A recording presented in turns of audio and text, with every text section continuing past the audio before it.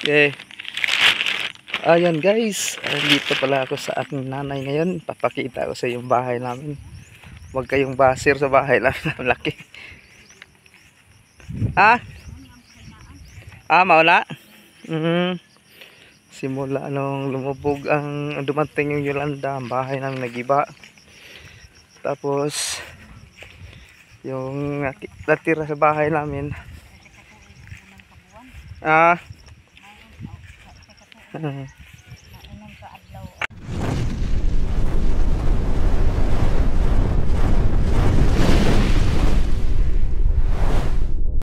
Guys, punta ng nanay ko yan.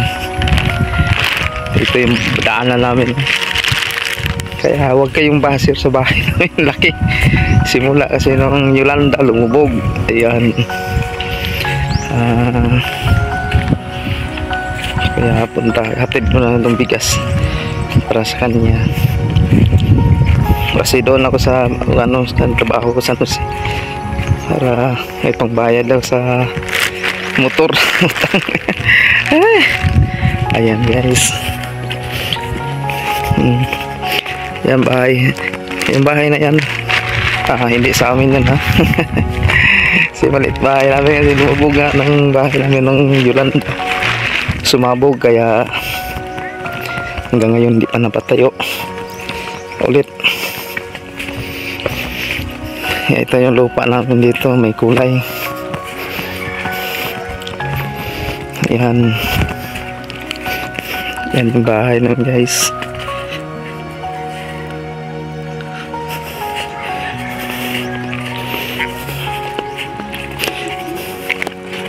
Ayan, maliit. Kasi nga hindi pa kami napagawa pag magkapira ako.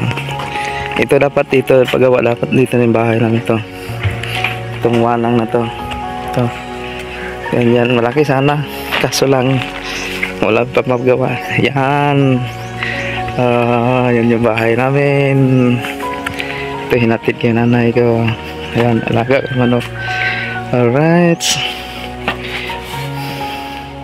Sana medyo parang paggawa namin bahay namin. Ito yung bahay namin.